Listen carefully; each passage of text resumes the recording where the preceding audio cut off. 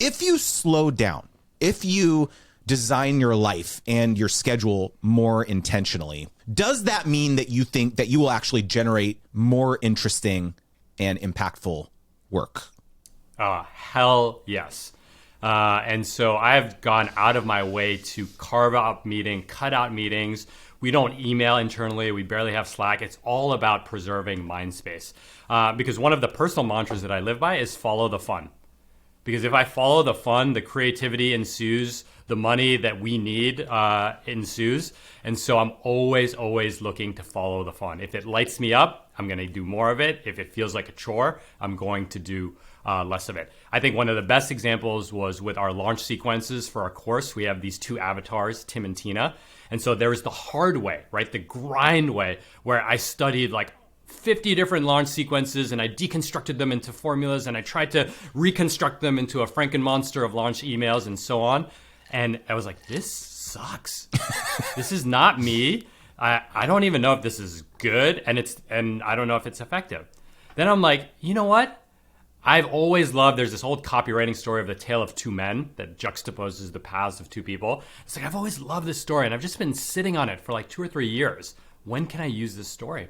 And I finally found it with $10 Tim and 10K Tina, two of our avatars going head to head with the way they live their lives. And it is the most, I'm a shit eating, sorry for the cursing, grin when I am writing these emails. They're like 2,000 words each.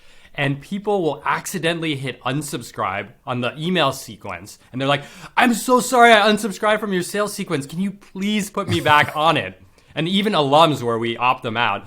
And so I just when I follow the fun, creativity ensues. And I'm playing the long game, man. I'm 43. I want to do a version of this at 63. I want to do a version of this at 73.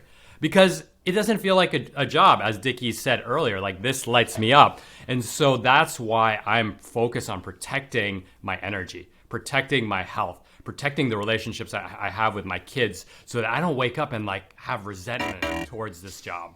Okay. Oh, wow. Look at that. Right at the buzzer. I mean, interesting, Khe, because I think that, so actually I want to pull in Dickie here because about creativity, because I want to know, is there any truth that time or resource constraints force people to actually just put in the work, right? They get those repetitions in so that you can create something awesome eventually.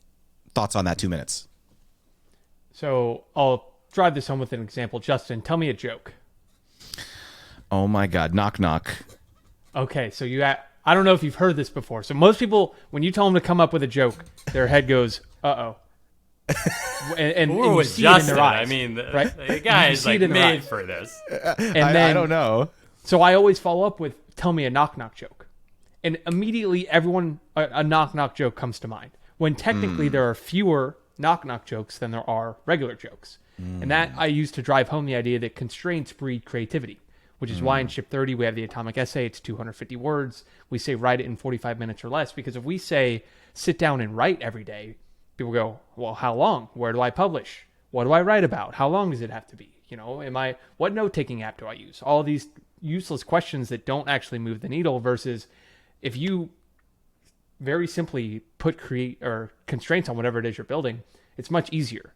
And so to me, you can do that with time, where I only write or create for these 2 hours. And for me, that works. It doesn't work for everyone, but having something on my schedule where I know I got to crank something out during this time, it turns the rest of my day into thinking about that creative block, right? I know that's upcoming. And if I go sit down and write and I have a blank page of ideas, that's going to be a miserable writing process.